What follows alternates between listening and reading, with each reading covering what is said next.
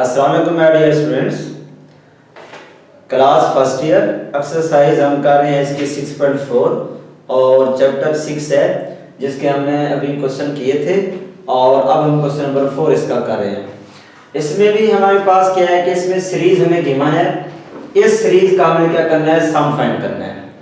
अब जो सीरीज हमें गिवन है वो हमारे पास है 1 + 4 - 7 10 13 - 16 19 20 - 25 up to so on 2 3 n terms. ये जो 3n दिया हुआ है यहाँ से हमें हिंट मिल जाता है कि ये जो इतनी बड़ी टर्में हैं और बहुत ज्यादा टर्में हैं तो हम सीरीज बनाने के सीरीज जो बनी हुई है इसको क्लोज करने के लिए कि हमारे पास कोई 2-3 टर्में आ जाए जिनको हम आसानी से फार्मूले में पुट करके इसका सलूशन निकाल सकें।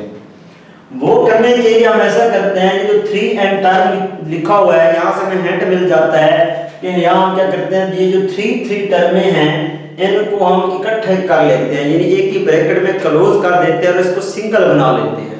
इसलिए फिर 3n की बजाय n टर्म हो जाएगी।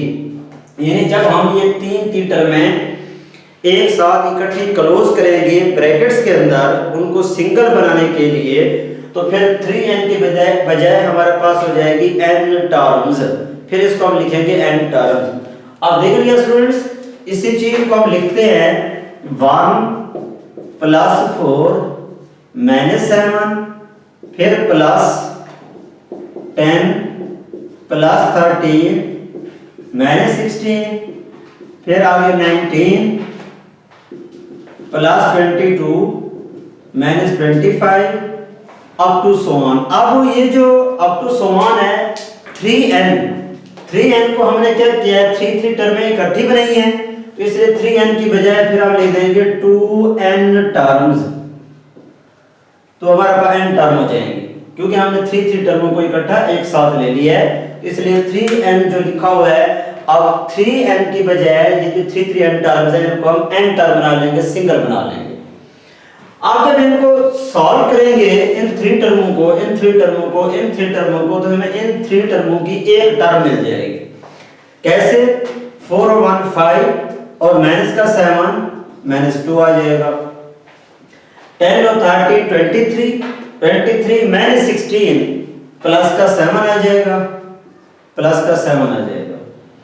19 और 22 हमारे पास इसको ऐड करें तो ये हो जाएगा 41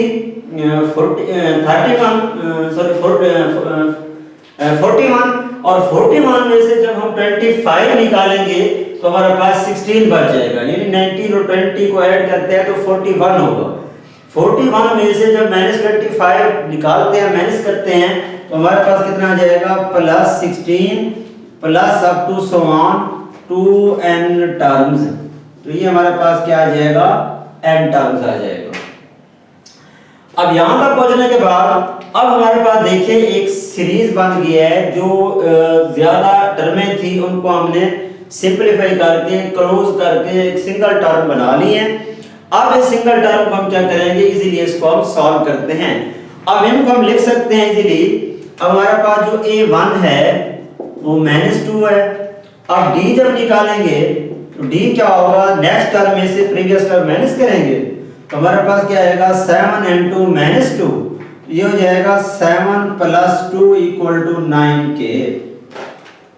तो ये रिजल्ट में हमारे पास क्या आ जाएगा, 9 आ जाएगा। अब देखिए हमारे पास a1 भी आ गया है।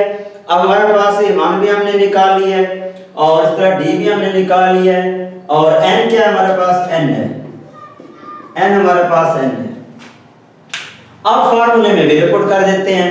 जब फार्मूले में वैल्यू पुट करेंगे तो हमारे पास क्या आएगा, Sn n/2 2a1 n - 1 × d।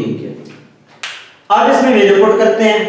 जब इसमें वैल्यू पुट करेंगे Sn n की जगह n है वैसे आ जाएगा, Sn = n भी वैसे आ जाएगा, n/2 2a1 a1 कितना हमारे पास -2 है, n वैसे आ जाएगा और d हमारे पास कितना है 9 है तो मल्टीप्लाई क्या आ जाएगा, 9 आ जाएगा।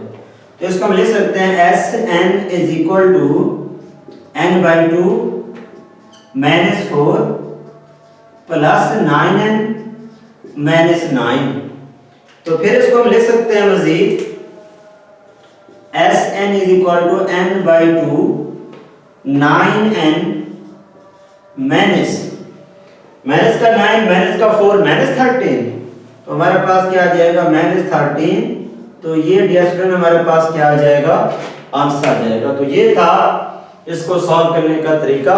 एक शॉर्ट क्वेश्चन था, ये हमने क्या किया, इसको सिंपलीफाई किया है।